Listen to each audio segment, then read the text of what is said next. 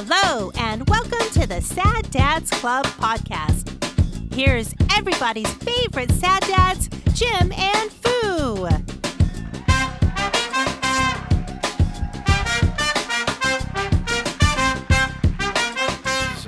Yeah, there we go. Hey, man, sorry, I think my 24-hour deodorant might have just called it a day. Yeah. This is Lucky us. this is the plush, well-lit, air-conditioned studios of the Dave Funk. the sad, like Pepe Le God. Pew.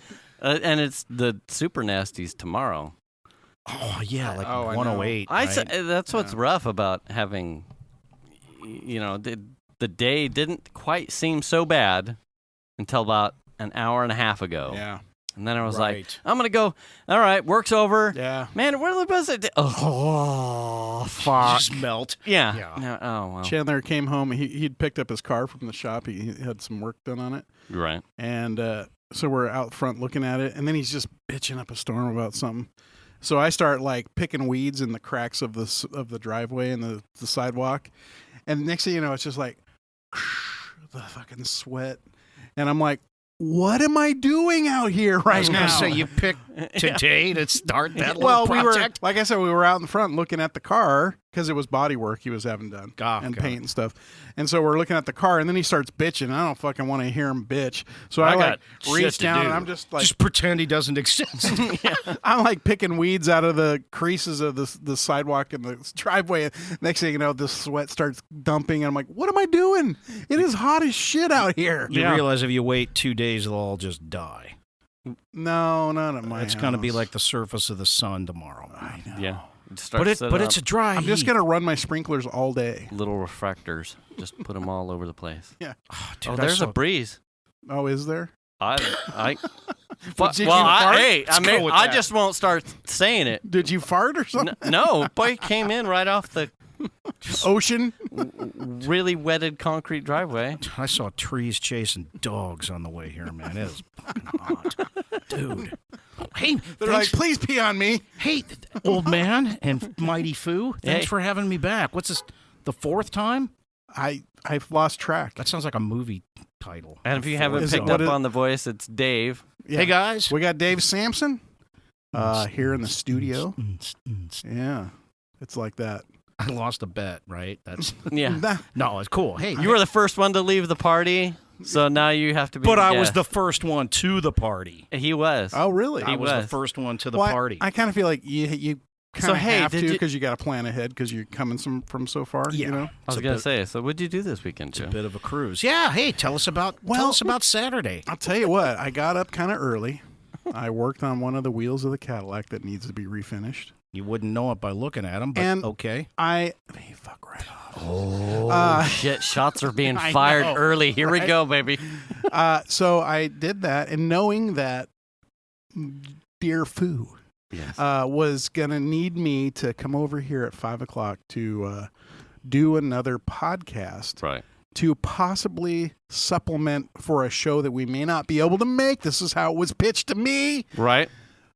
And so I get done with the wheels and I'm kind of hanging out at the house. And like we were talking about it today, kind of laughing because my wife was like kind of in my face a little bit. And then Chandler's asking me weird questions like, hey, do you want to smoke something tonight for dinner? And I'm like, well, I got a podcast at 5. He's like, oh, and all this. It's just a bunch of weird questions going on.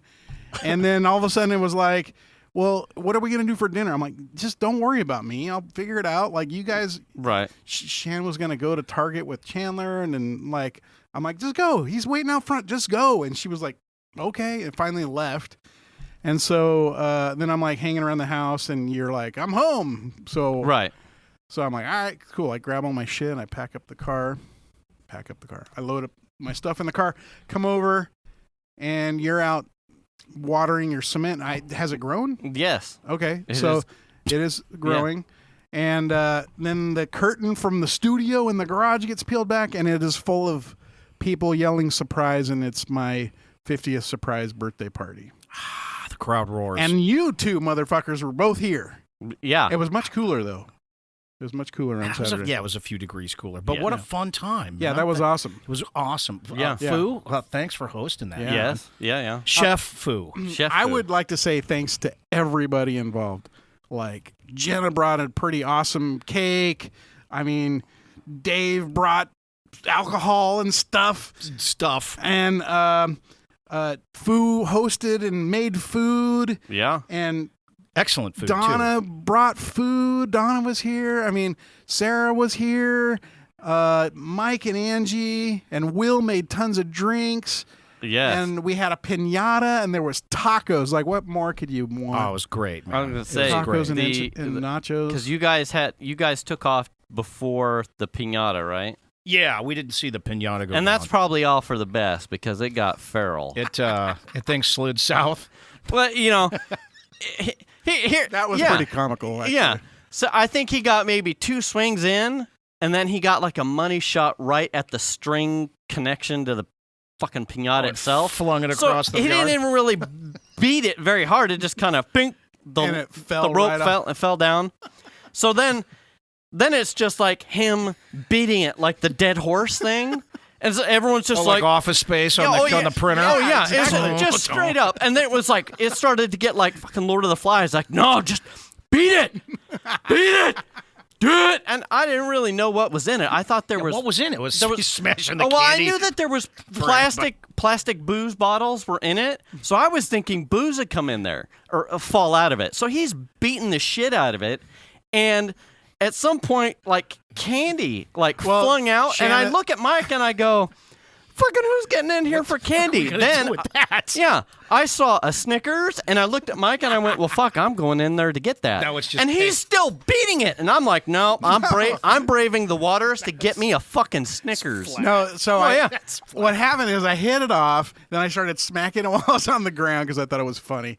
And then Shannon was like, just rip it open and like have everything spill out. So I peeled off my bandana. I picked it up and like ripped it open and went whack. And like that's when everything hit the floor. Yeah, the 30s and 40-something-year-olds all of a sudden went, well, fuck candy. It was I'd really like I just some heard candy. walkers. Yeah. Like walking. Yeah, exactly. Yeah. Super good time, man. Yeah, Thanks. it It was a blast. We had fun. Yeah. Yeah, It was a blast, I had a really good time. Anytime we can get together and hang out and just bullshit about who cares, That was we brief conversation here before. I think that outside of Mike's, I think it was like certainly for here. It's been a while since I'd hosted anything. But you were supposed to host Halloween here. Yes. Womp womp. So I think someone had overheard having conversations with you or your wife that we do Halloween big too, and we were going to. I enjoy Halloween. Sure. We were going to have a big Halloween party last year, and that obviously all went to shit. Right. So because Halloween was also going to fall on Saturday. So it was like, we can have a ton of people here. We'll open up the gates. Most of us all dress up anyway as grown-ass adults who don't give a fuck. And So with more cops than a gay Halloween party? Oh, yeah. Okay. Hell yeah. And so the gates would have been open, the adults would have been hammered, and then we would have been trolling kids as they come in to get fucking candy. I mean, it would have been awesome. Epic. Oh, yeah. But then fucking COVID, and thanks. Yeah. Anyway. Dude, a killer backyard, too. I had no idea that was all back there, man. Very nice. Now I got the scope of what that thing is and the glorious fence. And we were kind of missing that mister system on Saturday, though. Phil. I know. We'd heard about it. I know. We were pulling up. I can't wait to see how he executed this. So I feel more educated now, though, because, like I said, another brief conversation, we were talking about the argument that I was having with my wife about how low or how high they could have been. And it was not until you had mentioned a pressurized system. What kind of pressure pump are you going to run? How many PSI? See, I don't know, because now that's like we had talked in another show. It's hose pressure. Like trying to now that's all the net new things about designing a thing and putting a thing in. Now I can't unsee the details that would make it. Bitching her. Oh, yeah. Yeah. It was like, I only really want to do this once based off the time that I have. Somewhere in between having pressurized distance and height. Somewhere in there, I'm gonna have to figure that out. Yeah, so you can do it with a garden hose, sure, right? But what you end up with is a strong spray on the first nozzle, and they kind of peter off as it gets to the further nozzles. Not mine, motherfucker. Mine are. And I have the same exact kit that he has. How many feet was yours? I can't. 25. Probably. Are you using all 25 feet of the hose? I'm not. I have a bunch of hose left over. Oh, okay. And a bunch of nozzles, so I didn't use the whole kit. So what I would say is, after having done it a couple times at a couple different places and seeing friends that really, you can do it off a garden hose, and it's cool, and it's certainly better than nothing, no doubt about right. that. But a pressure system makes all the difference. I mean, I can see that, but I don't think in my situation I'm going to have problems with pressure, and part of the reason why I say that is because at one point Data's fucked with the pressure thing on the side of the house where the water comes in, and so I think it's around maybe 90 or 100 psi. Okay, so that's great until your toilet seal blows out. Trust and me, your refrigerator seal blows out. He broke the fucking thing, so I can't put it back. And you don't want to do that. I know. Okay. But this was years ago. Okay. So I don't know that we... That's why we gave him the cheap booze. Fucking Data. And the kicks in the ass. Yeah. He gets the Smirnoff. Yeah. So he this was years ago. He, without even my knowledge, didn't even know... I didn't even know that was fucking there. And he went and fucked with it. Next thing you know, the showers and everything are like, wah! And I'm like, this is bitching. Yeah. Well, he's no, like, I wasn't the saying refrigerator thing fills, Yeah. No, for me personally, I was like, 80 grit sandblasting. Yeah, I was like, what the fuck is going on here? You know what I mean? And fix your pressure, Dad. Yeah. Fuck that guy. So anyway, I tried to fix it and put it back, and it didn't matter what I did. I got a gauge and stuff, and I couldn't get it to go back. And so the other question was filter, no filter. Definitely put a filter. Yes, I got to filter. get one. I have one. Yeah, and haven't put it on. Yeah, mine's short. It goes up the side of my my patio cover, and then across the side, across the front, and then down halfway the other side, and that's it.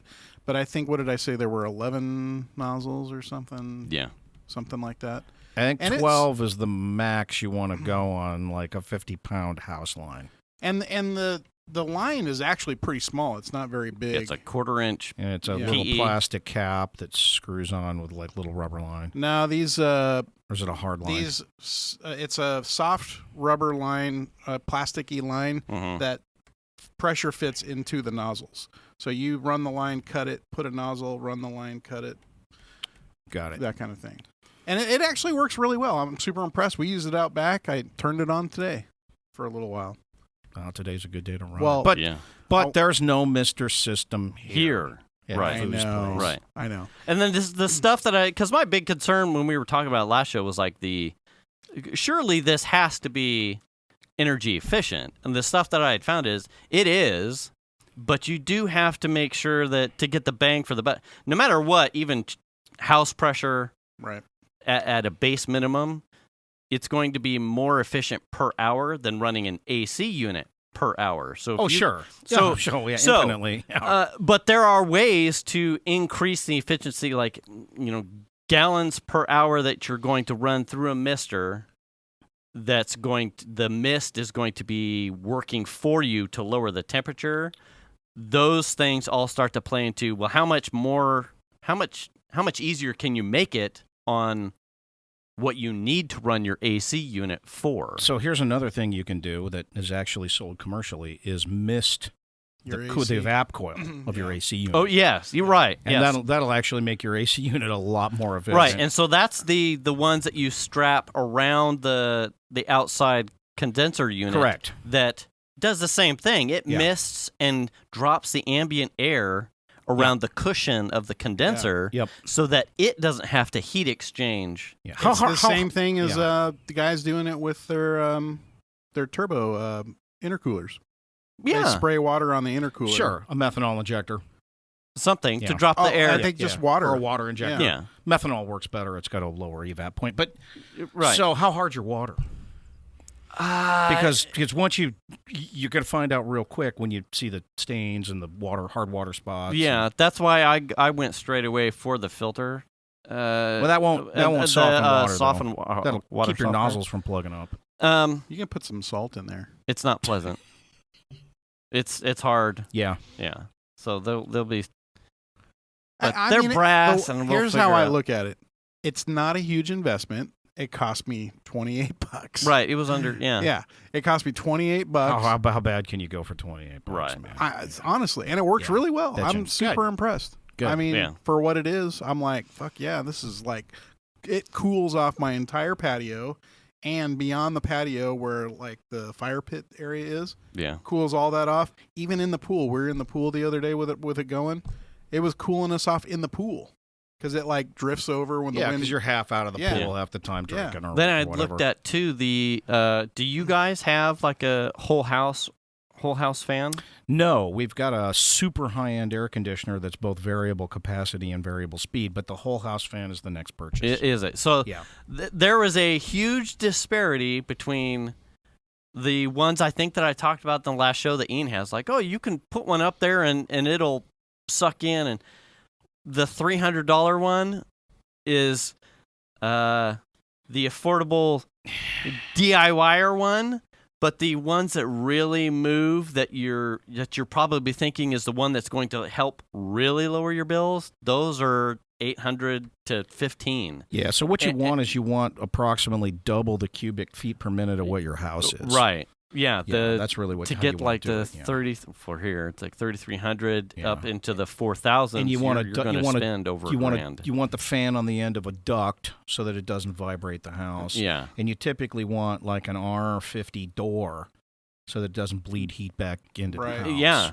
I mean, but they're bitching, right? Does it cool down every night here, or does it stay hot at night here? If it's hot like it is right now, it will stay hot. It'll hold. It might get into like the mid 80s at night. Because if you can just cool the attic down, that makes a big difference. Right. Yeah. So that I was looking at it, I'm like, fuck. Well, now I don't.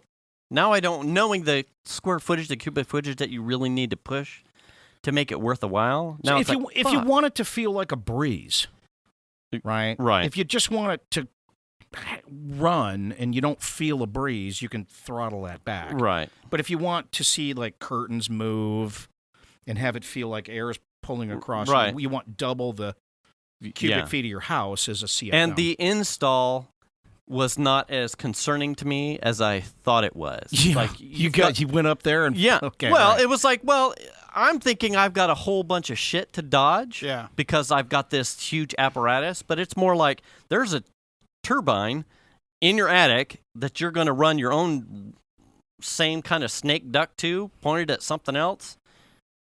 You've got wiggle room and playroom coming up out of your ceiling to dodge shit. The other thing you got to look out for is to make sure your attic can actually move that many CFM, and I don't know how you would tell. I think mine would, because mine's just giant open attic with vents if you all the can way see around. sunlight coming through, you're probably pretty good. Yeah. The whole top of my house is completely open, essentially. Okay. It's just literally roof rafters from We've got one end to extra. the other. But to answer the question, that's the next thing, right? Because it gets cold every night where I live. Yeah. Right about 8 o'clock, it starts to get colder outside, and then what the inside temp Penn is. Valley, who'd have thunk? Yeah. Well, it's 1,500 feet, 100 feet. Yeah. Up in Kentucky. I mean, I have where the green tooth cousin fuckers are. Like a gable attic fan up there. That's electric that kicks on at a certain temperature. Right, attic fan. Yeah, and you can hear it. And how well it works? Yeah, it probably works well in the. It cools the attic down by bringing in outside air to the attic, but that doesn't pull anything out of the house. No. Right. Yeah. So, misters, and I think probably end of summer is what I'll be looking to get, do the whole house. Now, fan. what brand are you going to go with? Do you know? The ones that I looked at were the Quiet Cools. Quiet Cools. So another one to look at is Centric. Okay. The Centric has a German split capacitor motor on it and a really nice ductwork system, and it's got a winged. Spell it. CENTRIC. Okay. Centric. Quite cool. That's another good one. Yeah. Tamarack is one as well with the automated doors. Okay. Yeah, I think I ran across that one. Amazon kept feeding me quiet cools, but I think I saw it. I think I'm going to go with Centric. Yeah. Yeah. Okay. I like the way they built that. Are you looking at it right now? Yeah, I'm just curious about it. Centric fuckers. Yeah. So what show number are we? 143. I don't remember. 144. I was sick that day. God damn it, Jim. I'm a doctor, not an elevator. Damn it, Jim. I mean, Fuck. You're asking me? So now I've got all these little segments that I want to put the misters, because if I have the misters and a whole house fan, I can cool ambient air as it comes in the house. As it comes in the house. Right in front of the front door, right? Yeah. So I can put one outside the office, out the backyard. All we got to do and is then put one right in front here. Feed the tuna fish mayonnaise, right? We're solving all the world's problems. That's fucking brilliant. I never thought of that. That's all we got to do, man. And then that's a good strategy. A whole house fan. I'm just totally feel the science. I'm just gonna put misters over everyone's bed in the house. Right. Yeah. I mean, let's just cut to the chase. Yeah. Let's have fucking lines running into the house. Dad, what's this? Oh, what? You want the air on? Here, just lay in bed. I'll get you cooled off tomorrow. Here's an oscillating fan and some misters. Yeah. It's the one on the little spiral thing with the garden hose. Everyone's gonna get a 4-post bed thing with misters hanging off the top of it. You know? So, all right. So that's I'm solving. I brought some show and tell. Okay. Because I caught the oil change episode. Okay. Oh, okay. Go. So is it? Okay, here we go. What? Is it your torque wrench? Guys, concerns? No, guys don't. They never want to say they don't know when it comes to cars. I never know shit. I got to research everything. So I'm curious. Yeah. So you're going by the maintenance minder on your Honda, right? Yeah. Was it an A or a B schedule? I think it was a A. So you know the difference? I've looked it up before, but I don't know. So the difference is whether or not it needs a filter change or not. So what do you mean, like for the oil change? Yes. Oh, fuck that. Always change the filter. Oh, so you're no better than Honda. Wow. No. Why Maybe wouldn't you change the filter, the oil filter? Have to. I'm going to do it every time. So you do know better than Honda. I don't. No, I'm just saying. I'm just rather change the filter. So than you not. throw your tires away when they're halfway done, and your windshield wipers when they're halfway done. Yeah, because Honda tells you not to change the filter. Wow. Because you don't need to. There's no reason to. Always going to do it. That's. Hey, look, if you want to do twice the work, that's cool. Yeah. But there's no reason to. Huh. That's why you might follow the AV schedule for the Subaru. That's why they tell you not to do it, because you don't have to. There's no point to it. Just seems rather odd to have a bunch of old, crusty oil, really dark oil, that your filter is filled with, and then fill it with fresh, clean oil and have that get cycled. So what about the oil in the rest of the engine, though? Yeah, you know how much is left in the rest? Yeah, but you're talking about a filter that's got, two tablespoons full of it. No, it's got easily there's quarter of a quart in there. There's 5 times as much oil sitting in the rest of the engine. So if I was, you don't seem to be worried about that at all, though. Why is that? Well, I mean, I'm not going to do 2 oil changes to get rid of all that. But that's what it would take. I know. If I was going to take a guess as to why there was an A and B and why you wouldn't, it would be that the first cycling of oil through there with a new filter conditions the filter to possibly make it more efficient. So that's why you skip one and replace it on the second one.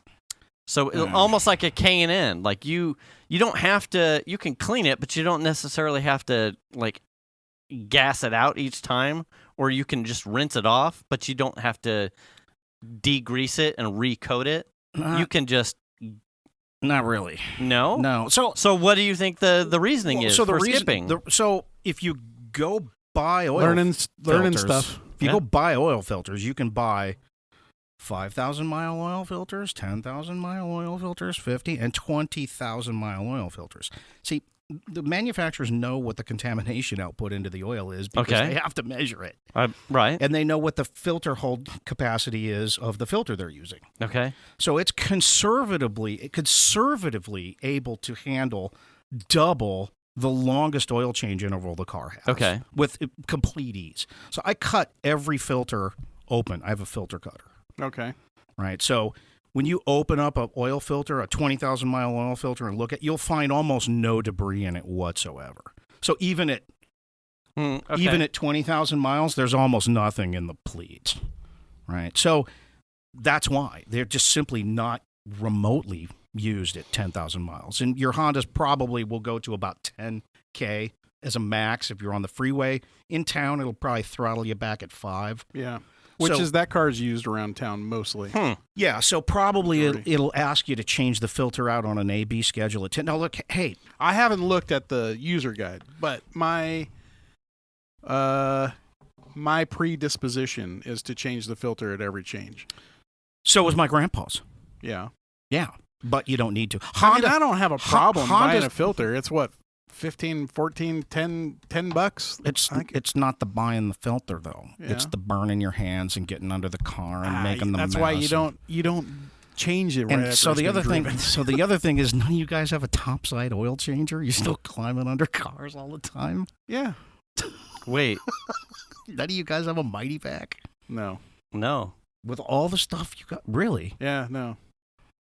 Because so on an A/B oil change, when you don't have to do the filter, you can suck it out the top and be done with an oil change in 15 minutes flat and do it in a suit and get more oil out than if you pulled the plug. I'm just surprised you guys have never used it. I was listening to you guys talking about burning yourselves and getting in, and I'm wondering, was it even a B oil change where you had to do that? This was the Subaru where I did that. So you have a vacuum dedicated to oil? Yeah. Okay. Yeah, so basically you pull the dipstick right and run it down the dipstick tube, and you can feel it hit the bottom of the pan. Yeah. Right. And you pump it a few times, and sucks it all right out the top. You don't even have to get on a deal with crush washers and the drain plug and all that stuff. So if you're on an interval where you don't need to do the filter, the whole thing's done in 15 minutes flat. Yeah. What is this? A Mighty? Well, so there's a couple of brands. Okay, right? okay. So the brand I like is Mighty Vac. Okay. And you can use it for diff fluid, or you can use it for trans fluid, or speaking of that, I will say this. Will was great. I service all trannies. Oh. Well, I do have 2 pumps that I have not used yet. And I wonder if one of them would work for oil change or not. I mean, I have a simple transfer pump, but I've never even considered just flat out sucking it right out of the dipstick hole. No, that's what she said. Oh, yeah. Oh, yeah. Mercury Oil Filter. So, just looking at filters, right? Okay. So like I said, I cut oil filters before I use them to look at them. Oh, to see right? Yes. engineering? So here's your basic cheapy oil filter, right? Right. So this is called the base plate, right? And the way this works is oil goes in through the small holes and out through the big hole to the engine, right? Right. This is the anti-drain back valve. So this is a cheapy filter, right? So this is the kind of filter that you would pitch at 5,000 miles. This is nitrile rubber. It kind of will get hard after 5,000 or 6,000 miles. Here's your element. No bypass on this, but there's no backing on the media, so after a while it'll start to get wavy. Mm-hmm. And these are called end caps, right? So this is what's called a fiber end cap. Okay. So this is kind of the construction of a relatively inexpensive filter. Now, to be fair, I have watched several YouTube videos on filter comparisons, and it's fascinating how much different. Really? Oh yeah. Oh, huge! It's huge. It's a huge difference. Yeah, it's huge. In quality between the manufacturers. Some of them are exactly the same because that guy is making it for 2 or 3 different companies, but some of them are far superior than other filter. Did you use a Honda AO series in your? No, I used a Napa. A Napa. So that's Wix. So Wix makes Napa. So there's the gold, there's the silver, gold, and platinum. I used gold. The gold. All right. So that's actually the most popular one, right? And the Cadillac got a platinum filter. All right. Yeah. So this is a higher end filter, right? So your base plate's a little bit thicker. Silicon anti-drain back valve. So when the filter is oriented right side up like on a Subaru, this keeps the oil from draining back out of the filter, right? Okay. So then you look at this filter now, and aside from the horrible glue job, right? This has metal end caps, right? So there's no twisting. Well, so it's not that these would twist. It's that they're less likely to separate over time from the base of the filter. Yeah. Right? They're glued on and it's deeper. But there's wire backing on this media. So if you pull this media out, there's a wire behind it so that it won't twist or warp. Right. Right. Okay. Right? So a filter like that, you can feel pretty comfortable for something like a 20,000-mile run. Whereas something like this is kind of like actually how the Honda filters are made by Fram. Which are the shittiest filter you can buy. They're one of the worst filters I've ever seen. So here's the thing. It depends on which Fram. I mean, if you look at the Fram Ultra, I would say that's probably the best one you can buy. When they cut open Fram filters and I see rust inside of them, I'm like, fuck that shit. Okay, well, you can take any filter that's been on the shelf too long and find rust in it.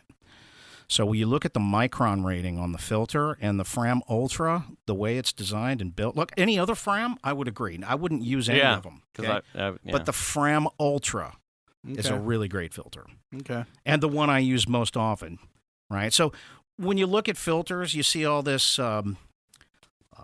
falderall on the box, like 99% dirt cleaning. That's not a spec. 99% at what microns? Yeah. 25, 30, 20, right? So what you're looking for is what's the microns at what, how many microns at what percent? And the Ultra is like 99% at 20 microns. There's nothing better. About the only bad thing about the Fram is the case is a little thin. So if you put it on something like a Jeep and you're off-roading and it takes a rock, it's not probably gonna it's probably going to go puncture. And some people don't like the bypass valve, right? So if your filter completely plugs up, there's an opening here that pops open. That's called the bypass. With the Fram, it's a poppet that's on a carrier. And people go, oh, it's a leaf spring. It's not a leaf spring, but some people have an issue with that. Yeah. But anyway, I thought I'd bring a couple filters. That's awesome. Yeah. That is awesome. Talk about that. Now, I was not aware that you could skip filter changes, but I don't know that I'm going to probably do that. Honda's been recommending it for 40 years. Well, there you go. Yeah. It makes it, admittedly, it's a hard sell when you're like, I'm already here, I'm going to do this.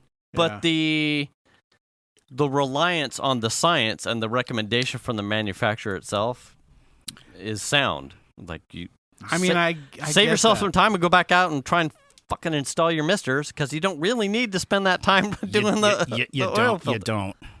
And thousands of oil analysis. There's a great website called Bob is the Oil Guy.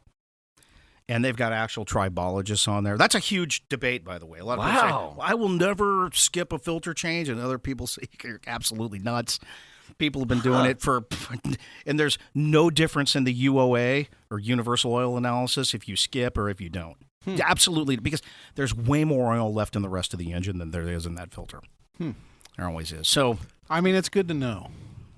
Honestly. Yeah, whether you do it or not, right? That's a completely I just don't know that I will. I've gotten really used to going, hey, truck needs an oil change. Whoop, whoop, whoop. Done.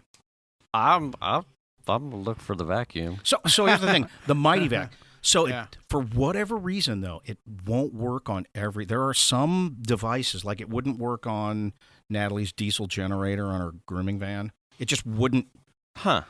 So the next get to the bottom of the pan? Yeah. So the next oil change, let me know, and I'll bring it down and we'll see if it works. Okay. Just to check, right? Just before you spend any money on one, and just so you can see how it works. It'd be pretty cool to check out. So I was listening to the oil change woes. Yeah, a good oil change wrench makes all the difference in the world than trying to get it with a pair of grips or somebody Conan's the thing on with a wrench. The thing, that was like what the thing about the Subaru was that it was surrounded by the exhaust, and just for moving it from the street into the garage, cooking, that shit got hot enough that I was like, fuck, and I'm like, couldn't find a glove, first of all, that fit my right hand. Nice. Because it was only a left-hand glove that I could find. So then I'm like wrapping shop towels around my hand to prevent it from touching the exhaust, and then I couldn't get enough hand grip on purchase. Yeah. And so I finally, out struggling with it for a while, I just said, screw it, I got to go get a set of So now the sockets. car's bricked, right? Like, essentially. Because now well, that was the thing. Car's bricked. The car was sticking out of the garage just enough that I couldn't put the door down. And then I had to go wake my wife up like, hey, I need you to watch the garage because I got to go to fucking Citrus Heights and buy these tools. And that took like 45 minutes to run down there and back because it's not very close.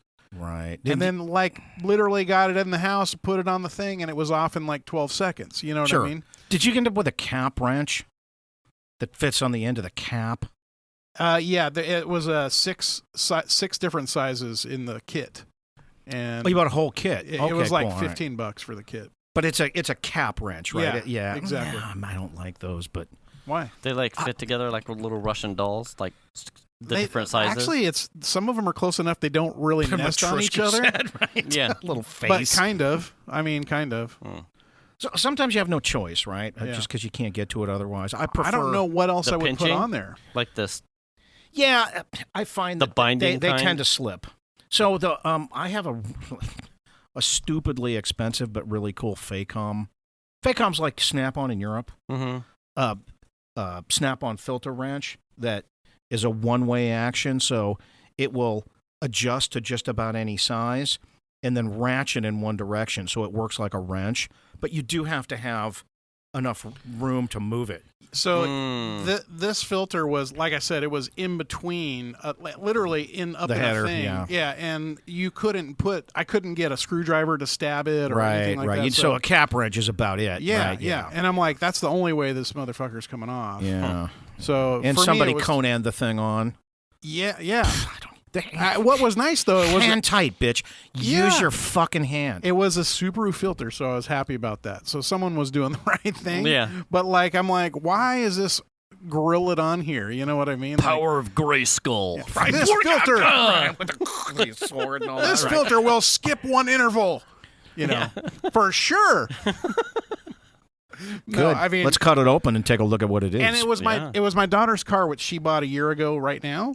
So it's like, I don't know what the history of this car was. It needed an oil change, period. Sure. And that meant filter, period. Well, if you don't know, change the filter, right? No way of knowing what the history was on it, other than we were told it had to change when we bought it.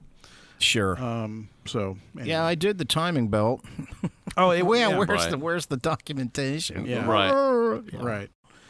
But I mean, I don't mind doing the oil changes. In fact, I kind of think it's fun. I honestly, it doesn't bother me at all. Completing automotive work that you can do yourself rather than take a couple hours of time and spend $100 is soothing, and you can use better quality materials than they'll give you at Jiffy Lube. You can buy a better filter. You can buy better oil. That's the thing is like taking it somewhere like Jiffy Lube.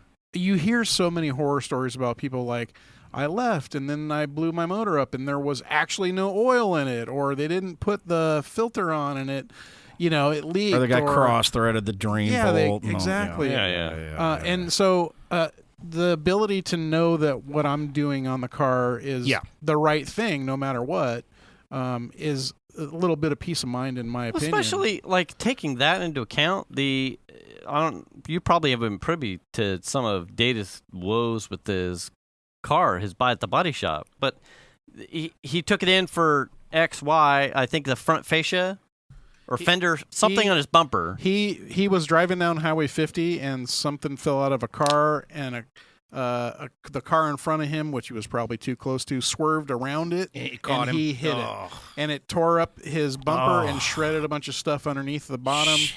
And so that was a comprehensive claim. He just got it back today. He went to go pick it up like a couple days before the party. Went to go pick it up before the party. Yeah, and last Friday, I think. There were all kinds of shit that wasn't done. Like he didn't have his fender liners in. There was a handful of what are you as a shop? He's not even a body guy, right? Right. You could catch all this. What are you doing? I turned my car over to you. I expect. So they had to paint the bumper, and the little caps that go on the bumper. Where in Europe, the GTI has headlight sprayers. On the U.S. market, they're just caps because I don't think they offer that here. So they just have body panel colored caps that fit over these. And the first thing I noticed, we walk up to the car when we goes to pick it up, is that those caps do not match the bumper. Or they're just gone, one of the two. No, they right? they were two different colors of gray. So somebody took the ones off. They took them off. And then either lost them. No, and they painted the bumper, but didn't paint the caps to match, and then put them back on the Wait bumper. a minute, they painted it a different color? No, it's what? It's the same color, but they did a really good job. It looks really nice. But except for the fact that they didn't finish. Color match it. Yeah. Well, those caps were wrong, so they had to leave the car because the caps were wrong. The fender liners were missing. The under tray for the bumper was completely missing. And they were like, well, your car was lowered, so we just figured someone tore it all out. He's like, no, that's why I brought it to you guys, because it was ripped out of the car when I hit whatever that shit was on the freeway. Oh, man. And so he was pretty upset. So you can only imagine, like, the type of quality. Like, I can't unsee the ability to not trust a shop. It's like, this was something basic. You do like a walk around or a handoff to me, and the easiest thing in the world to like be like going down a list to check, you can't even get that far, but you're ready to hand me my keys and be like, We're good. We're good. Yeah. Congratulations. I hope you're happy with the job we did here, sir. Oh, by the way, we did your oil. The fuck did you? Did you put kerosene in there? There was a line you used that I've used a bunch of times, and I just died. It was, Is it a prison? Get that guy a jar of paste. Oh, yeah. I was arguing with some flat Earth guy, right? Yeah. I'm like, look, Eratosthenes figured this out in like 800 AD with sticks and shadows, man. Yeah. And Get that guy a jar of Get paste. that guy another jar of paste. Yeah. Fuck. I've used that a dozen times. Yeah, hey, thanks for the here's $6,000 for the work. Thanks for the subpar job. Right. Yeah, It's that's a bummer, man. So he ended up having to. He brought it home and then got underneath and looked at it and went, "What the fuck?" And there was like bits of the old shit like still hanging down. He was like, "This car's coming back. I hope you're still there because I'm bringing it right now." And he took it back and like on the way there called the owner of the shop. Was like, "What the fuck, man? Like you guys didn't even finish. Drop the ball. You said come pick it up like it's done, and you're not done." You know what I mean? Sorry, man. That's a bummer. For him. He's upset about it. I'm like, welcome to job. the world of how auto repair works. Yeah. Right. Yeah. Well, that's a trial by fire for the kid. Yeah, It was good to meet him. He's a cool kid, man. Well, I mean, to be honest, we have a friend who owns a body shop that up until recently has done all the body work on our cars, and I will not go to him anymore because he cannot match color. That's a really hard job, though, man. I don't care how hard it is. It's really when hard. I get the car back and it doesn't match, dude, you got to feather it in. There's a trick so it's really hard to match old faded paint. Well, really we didn't really have old faded paint. The CRV got rear-ended. He did the work. The bumper is it's a different color, honestly. Recently? Well, it was a few years ago. Oh. Yeah. Because there's a color code for all that, right? Yeah. And you order the paint for the code, and that's But the paint. this isn't the first time. He did it. He Liquid did it silver, with her car. Silver's they did it really with, tough, too. He did it with one of my previous cars that I had that he painted, and I had to argue with him like, this is fucking brown. It's not black purple. Like, what the fuck is going on? It's not even close. Yeah, it wasn't. It was like a muddy brown This color. is Laramie tan, you dumb shit. It's supposed to be black. And then he did this similar thing to Chandler's car because Chandler ran down a fucking wall with the side of his GTI at one point. Ooh, ran out of talent? Yeah. Oh, While pulling in and out Perception. He was coming in and out of the storage unit his work kept the truck in. So he pulled the truck out and was backing or pulling in or out and ripped the side of the car down the wall of the door. Yeah, so anyways. friends and business, that's another tough one, right? Yeah, it So, is. yeah. It's and I love the guy, but at the same time it's like it's hard to be pissed at him if because you're probably getting a deal. Right. I mean, You're yes like, and no. Yeah, but I'd rather pay more and have it be right. I mean, they're Right, insurance jobs, right? So it's like, I mean, he did one time, gave me a break on my deductible for something. He's like, oh, I'll cut your deductible in half or whatever. I was like, okay, cool. Like I didn't ask him to do that. He just did it. I don't even remember what that job was. Oh, I think it was on the Civic when the Civic got broken into at work. Oh. And like they trashed the dashboard. Did you know about that? Yeah, Up at AJ? I heard something about it, but I had a gray Civic, and someone smashed the window and just tore up the dash trying to get the head unit out, and like the dash was just jacked up. There were bits of like to get $100 stereo, they wrecked $5,000 worth of dash. Yeah, and they probably and they didn't even get the stereo. They wrecked the deck. They wrecked the touch face, ripping it off of the front, trying to get it out. I don't know what the fuck they were doing. This happened at AJ. Yeah, oh, man. Right in the back part of that engineering lot. Really? Yeah. They got so frustrated they had to go over to There was blood in the car. That's pretty Briar ballsy. Patch, and There was blood in the car. It's pretty ballsy, man. In fact, the Grass Valley Get some PD, organic. they took a blood sample out of the car hoping to get a DNA match on Really? somebody. Yeah. I never heard anything back. So we finally got our stuff back that got stolen between Christmas and New Year's. I'm still fighting with the insurance company. Oh man. And what am I gonna do with banged up metal and stuff that's here's the thing. Some of those parts Yeah. are worth 100 times what we paid for them. Because of The part shortage. Yeah. Some of those parts, like Yeah. up between 100 and 1,000x. There are parts we were paying $1 for that we'll pay $100 for now. Oh my god. If you could dude. just get them to me. yeah. And we've paid like hostage rates for parts. So there's a bunch of that stuff there. Problem is we've lost the chain of custody with it, and we've got contracts with certain big OEMs that like are internet companies and sports teams that have failure rate clauses. So if we use a bunch of parts that turn out bad, and we have a failure, now we've got to do root failure analysis and pay for this and pay for that. And the insurance company has the same indemnity contract, but they won't indemnify us. They're like, well, you got to take this stuff back. We don't know what to do. I'm like, okay, so then you're indemnifying us against a claim against it then, right? Well, we're not going to do that. Well, which is it, guys? Wow. So it's this big go-round that is never ending. It feels like a legal thing. Did you It's hear? yeah. You probably can't comment. But Yeah, some it's- of the we're rapidly I heading don't know down who to the was- Yeah. talk to Saul. Oh yeah, exactly. Talk to Saul. He's gonna come break your Yeah. fucking knees. Yeah. I don't remember who was in the conversation where Mike was discussing the real bulk of some of the reasons for the shortage, and it was shipping containers. It's not necessarily for some equipment. It's not the silicon stuff. It's that throughout the pandemic, That's part of it. as SoCal started acquiring stuff that passed quarantine and then sat, the shipping containers stayed in the state. So now there's a problem in getting the containers back across the ocean to then get filled up and then come back. So Right, because nobody wants to deadhead a container. Right. They want to fill it and send it back. Right. So there's all these So delays, everyone was just like, fucking, I'm done. They Yeah. left the container. So now we've got, I think he was saying, ships coming over just with nothing on them to pick up empty containers to sail back. Which makes everything more expensive too. Right. So the cost of getting an inventory of container shit Well, is baking in the cost of two travels. That's part of it, right? Yeah. Not Not the exclusively, entirety. but what's interesting is the last time we were in Orange County, and we were at I think Balboa Beach, hanging out at the beach, and you look out, and I could not believe my eyes. I have never seen that many ships sitting out in the fucking water. port waiting. Not even, just out in or staged. Yeah, staged waiting to go into the port.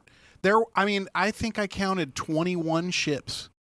Those are just the ones you can see. Yeah. Right. Yeah. And Roughly when was this? This is when we moved Melly home in February. Oh, okay. I could not believe how many.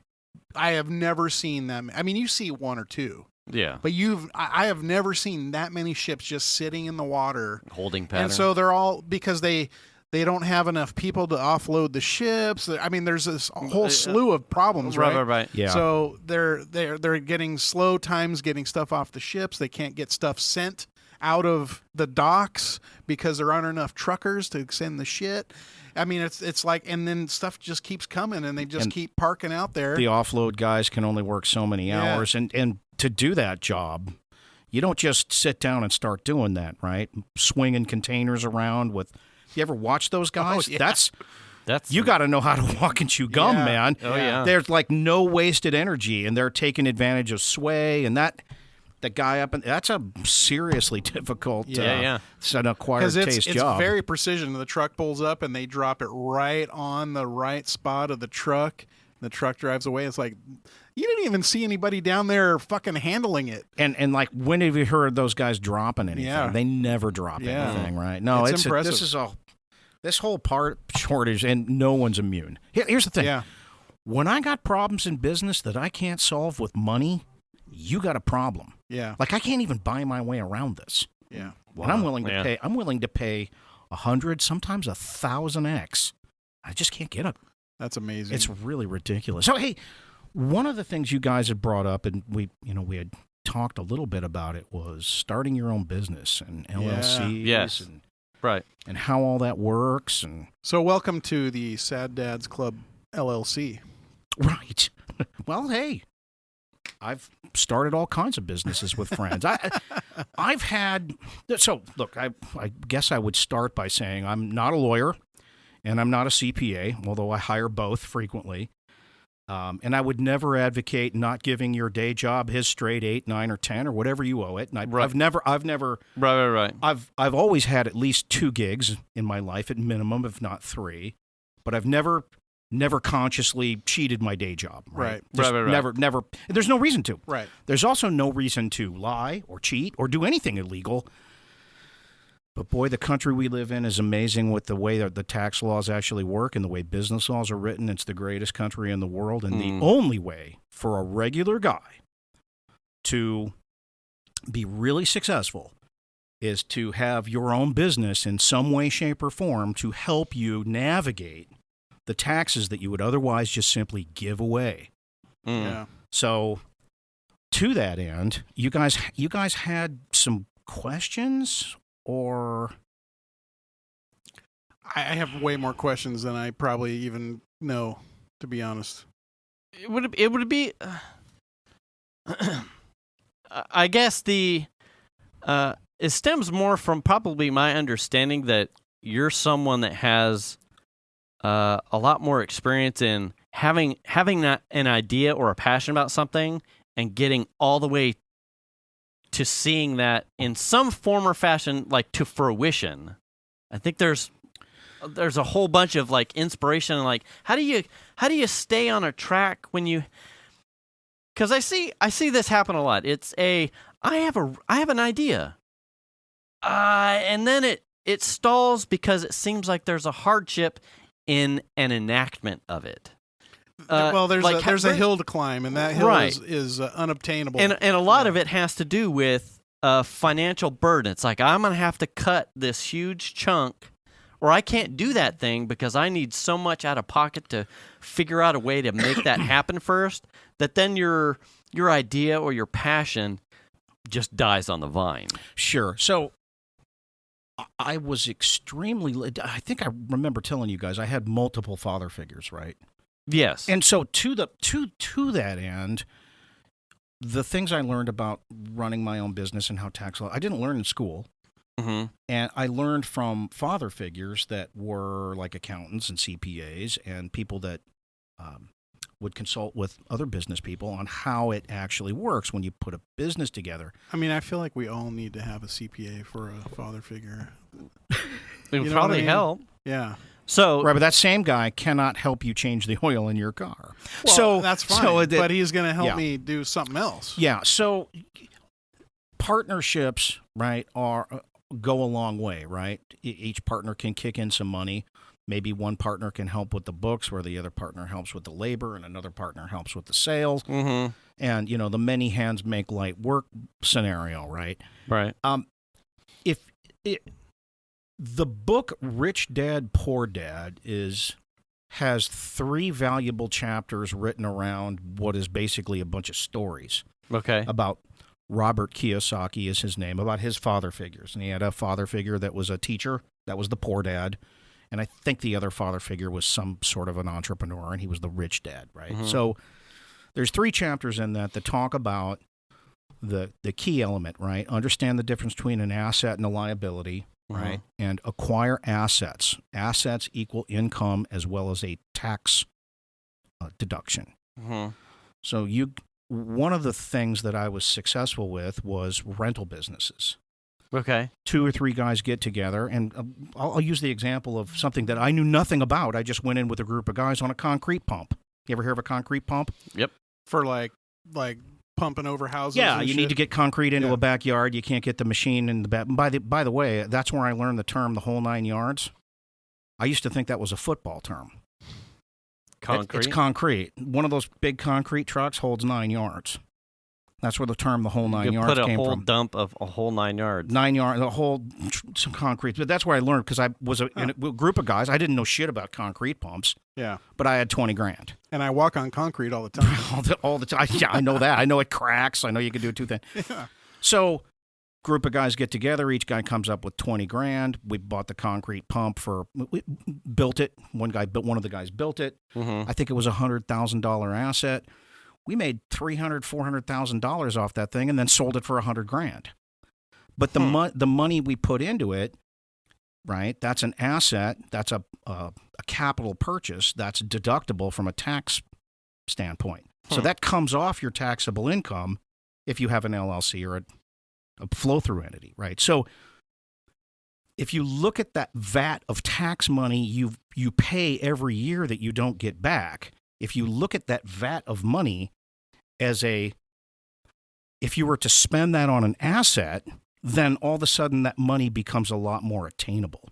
Right? Yeah. And when you have a job and have that money that you're simply kicking in is the best time to do it.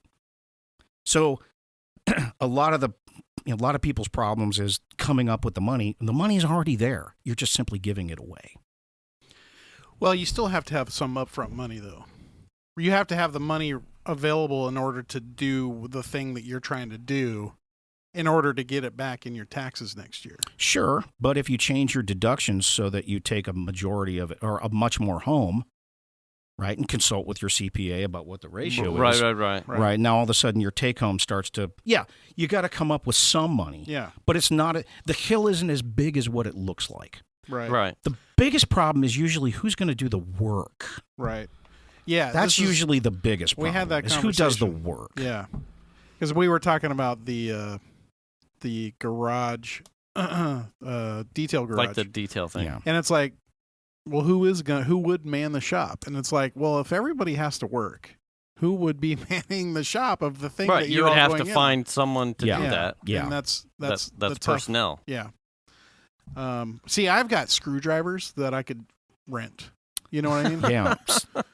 Well, the cool thing about rental... No, you don't. Your son has them. Oh, no, I got a tray full of them. The cool thing about rental is the piece of gear does the work. You just deliver it. Right. And sometimes they come pick it up.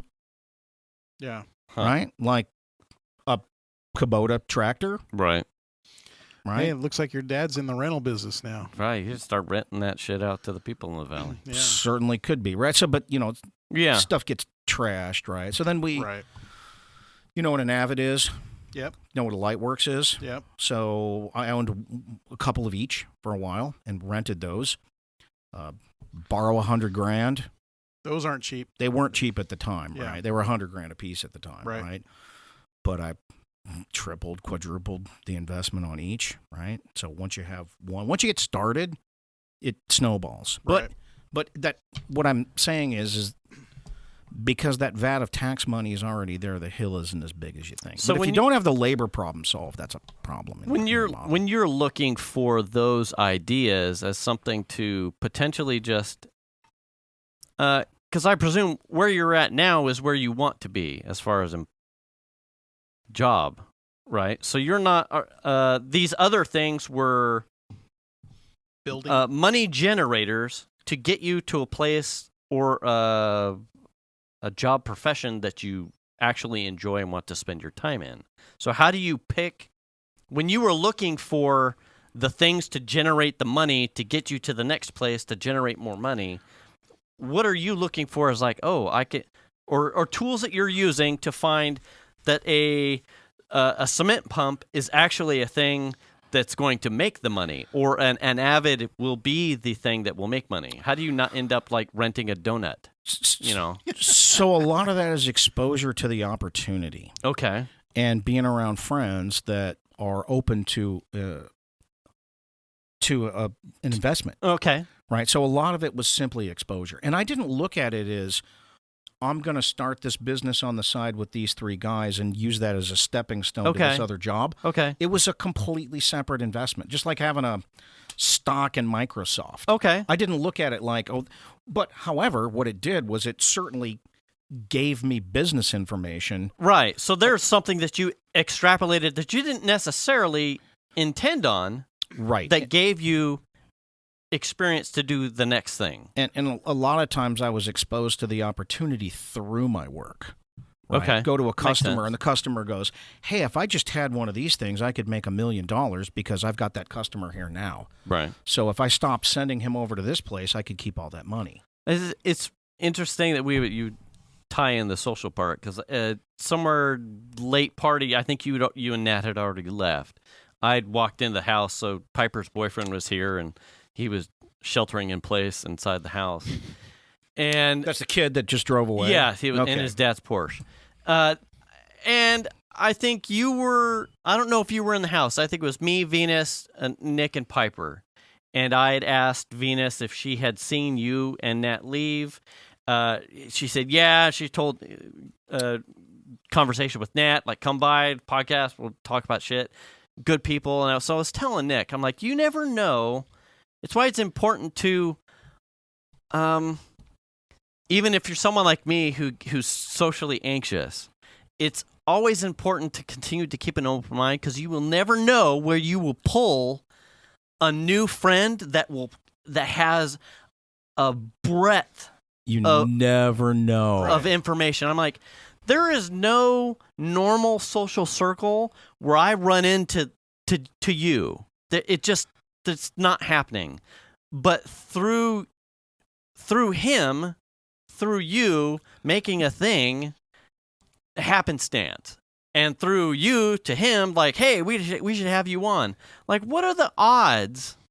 Mm-hmm. Like, total fucking randomness.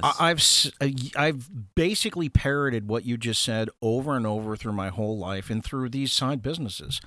I randomly met some kid in high school that I'm now best buddies with, right? That we've been partners with successfully on 3 or 4 different ventures and made a ton of money. Yeah. All because I went over to that guy's house one day.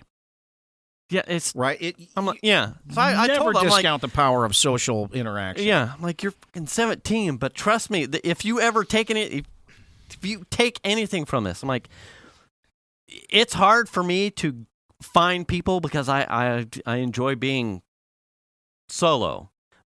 But if there's one thing that I have always apparently mistaken, is that you will keep the doors open because you never know where you're going to run into, and find someone that's going to give you the tip on an LLC or a concrete pump or an Avid or a detail shop. Or fucking Mike, he just keeps wanting us to do. I know. He's egging us on to do something. He's in. Yeah, it was like we were a couple weekends ago, we helped Sarah move to Santa Rosa.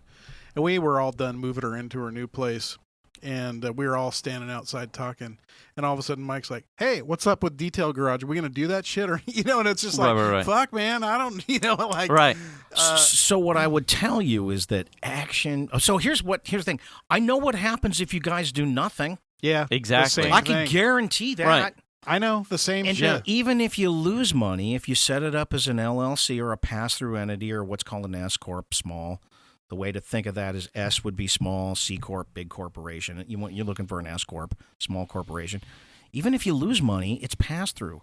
You just deduct that anyway. Now, you don't get it all back, but it comes off your taxable income. So even a loss, even if it were to be a loss, it's not an entire loss, right? You've recouped some of that. And tax codes like Section 179, I think it's 179, a gross vehicle weight above 6,000. Right? You can fully deduct that, I think it's 2 years. Right? So that comes off your taxable income in 2 years, and you got 5 years to pay for that thing, right? So now all of a sudden, in a sense, the government pays for your truck. That's how you see all these guys driving around in these $90,000 trucks. It's the government paying for it. So what you learn when you have CPA friends is how all that works. Right. So the detail shop, who would work the shop? We've talked about that. We don't know. Right, you're not going to quit your day job and go run a detail shop. No, well, no, and it's not a detail shop. It's a retail. It's a retail store. Yeah, basically. Yeah. So it does require to have at least one or two people there present and accounted for. Yeah. So that these are just ideas. It's not like that's the thing we got to run with. It was just like, fuck, we're all interested in vehicles and like the chemical thing and all that stuff. And so it was like, oh shit, this upfront cost isn't terrible. And it's like all something we could get behind as far as like our excitement or our passion or the things that we enjoy doing. And shit, that'd be awesome to be able to like run a shop like that on your own. You know what I mean? And make it work. But that doesn't mean it's the right thing. Look, it may not be. Yeah. Or it may be that some version of that you can pull off now and grow into something is the way to do it. Right. Here's what I would tell you. Just starting the company puts you in a completely different state of being to execute on the rest. So you're saying get the business license, get your tax ID. Yep. And once you've got that, then you just do whatever you do. Yeah. Start small. Hey, we already put the foot in the door. Let's finish opening the door. Rent screwdrivers and hammers. That's what I'm going to do. Lots of guys would like to detail their own car. They don't have the gear. They don't have the space. They don't have a shaded area. Yeah. They might need some help, but they want to do it. They don't have a place to go. I would pay to take my place to a local detail shop that would do a decent job for me, or give me the place to do it with deionized water and all the right stuff. Here's an idea that I had a while ago, but I don't know that it would work, and probably the insurance would be astronomical. But it would be a garage that has lifts in it that people could rent space to work on their own vehicles.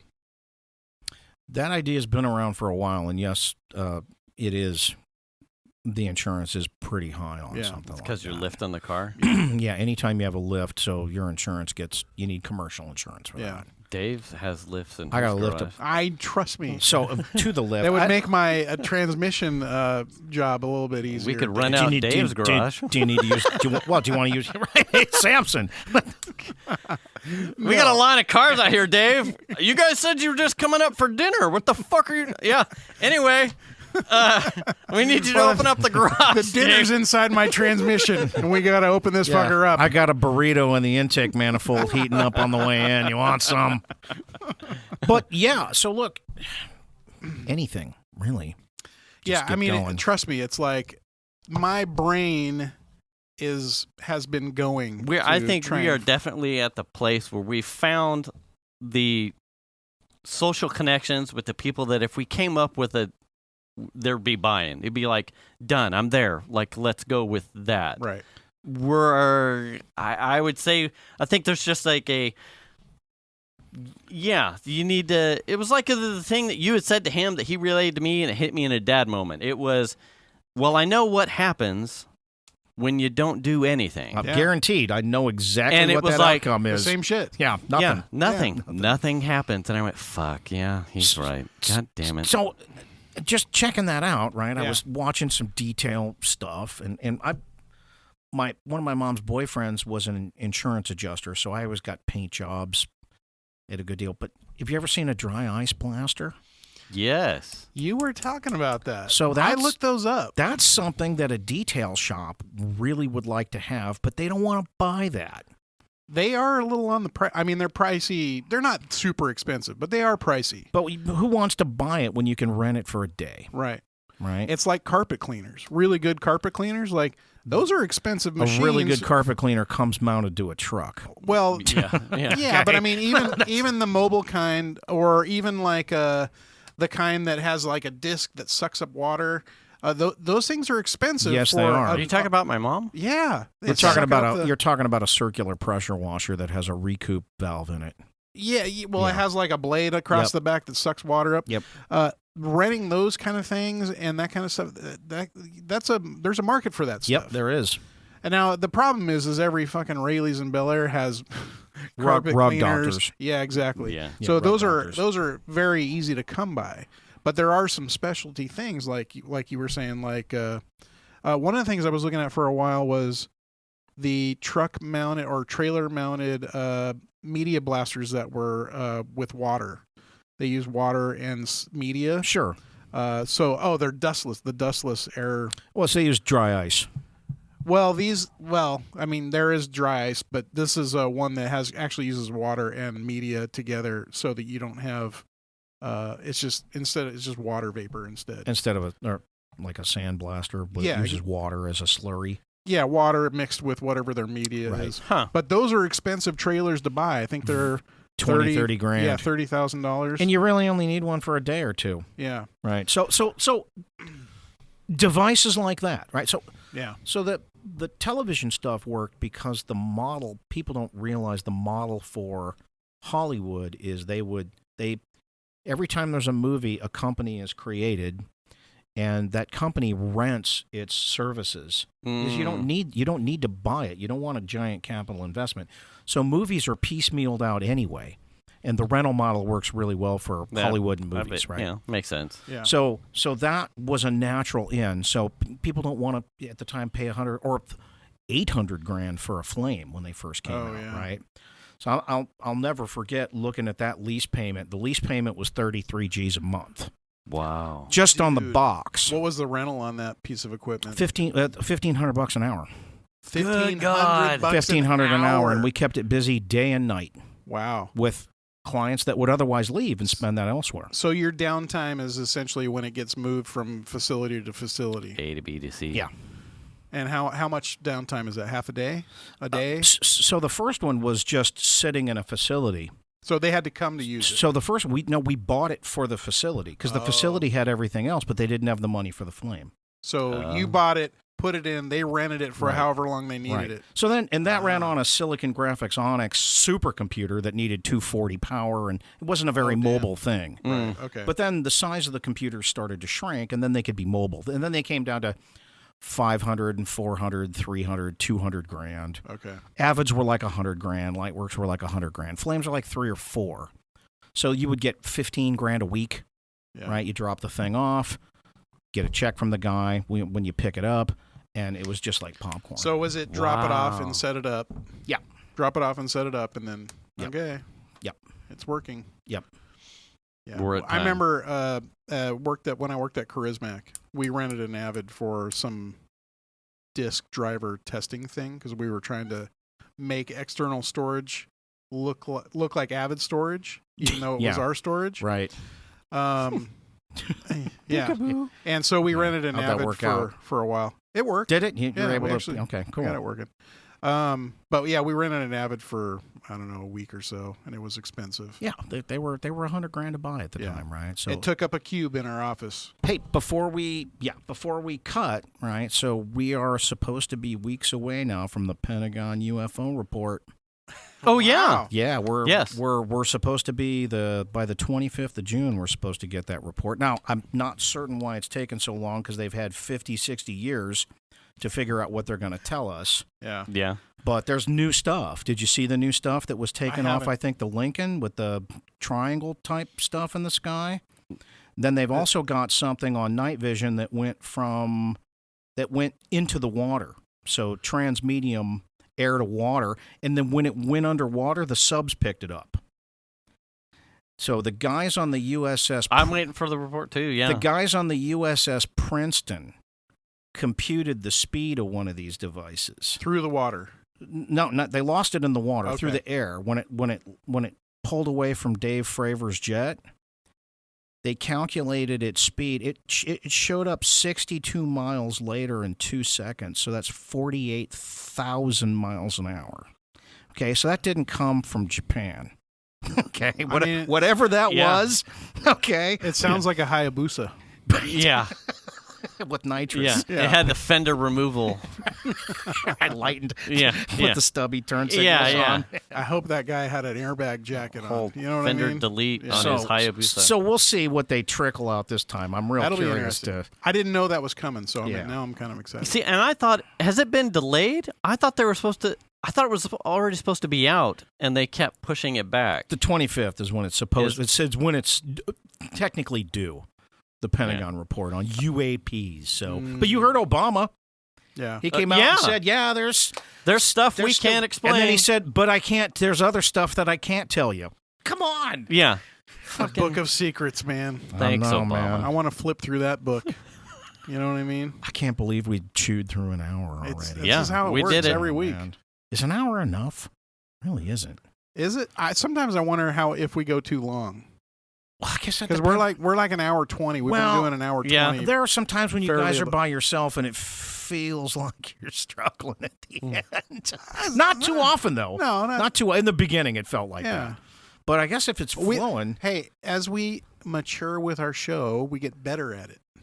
Indeed, or better bullshitting. Hey, so speaking of, hopefully you'll enjoy the Bagatelle. It will certainly be an investment in your futures. I think it's waistline. 3,000 calories a spoon. Yeah, that's a future. So enjoy that. Okay, thank you. But that was the stuff that I said wasn't in season last time. Right? Oh, okay. It's there's a lot of fresh fruit in there. So. Okay. And when Nat gets here, it was a pleasure meeting your wife. She was absolutely amazing to just shoot the shit with, just like you. Yeah. Just talk about anything and everything. She loved the dogs. Dogs loved her. Dogs are awesome. You guys were great, man. It was great meeting everybody. So thank you to her for sending down the goodies. Thank you both for showing up on Saturday. Thanks to everyone who was involved. Thanks for the invite, man. And dude, welcome to my checkbox. 50 and above. Mm-hmm. You did it. Well, kick us off, Dave. What are we finishing up with? Don't forget to what? Wash your ass. Yep. Wash your hands. Wear the mask. And return the cart. Get the shot. Do the kindness. Kindly do the needful.